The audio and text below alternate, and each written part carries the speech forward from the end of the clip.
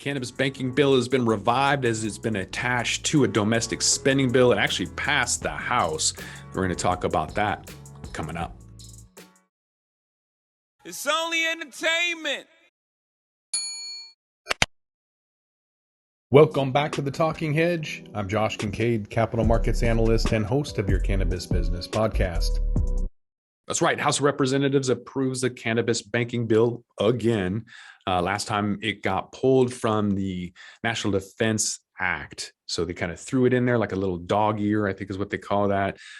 Pork barrel spending is another term for a bill that has expenses in there that aren't really relative to the bill itself, like National Defense Act, like cannabis banking isn't really part of that. So somebody just threw it in there. At the end, they were bickering, pulled it out. Now it's in a different attachment. It's not a bill in and of itself because, they can't be bothered, right? But it is moving along. It keeps passing, it keeps staying in front, and people understand that there's no pushback. Conservatives don't really care anymore. I think they understand the revenue, at least lobbyists do, and bureaucrats do. So the amendment is from Representative Ed Permuter. I don't know if I said that right, but Democrat from Colorado. So formally attached the marijuana banking reform amendment to a larger scale bill dealing with innovation manufacturing. So that's the most recent development, kind of kicking the can down the road and trying to help protect some of these cannabis businesses by allowing them some financial institutions to be able to work in a state legal cannabis industry.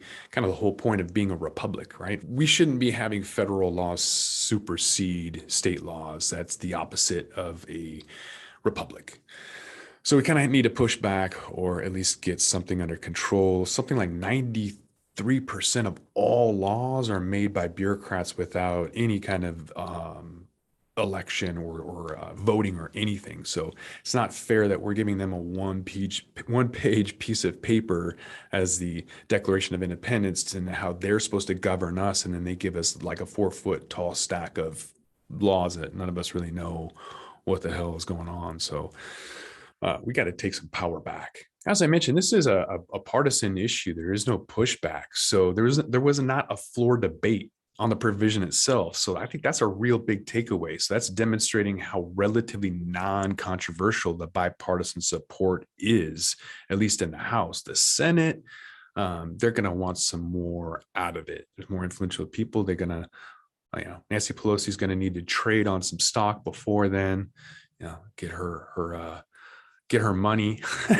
By the way, I don't see either side of the aisle. It's kind of like the Wizard of Oz. When the curtain gets revealed, there are no bureaucrats. I don't care what side you think you're on. They're not behind there supporting you. It's just lobbyists. So when I talk trash about one bureaucrat over another, it's not because of who they pretend to be. I'm talking trash about all of them because I don't really believe in partisan politics. I think that there's them wanting to make money and nothing else. So whatever reasons you're voting for them, they literally don't care unless they can make some money.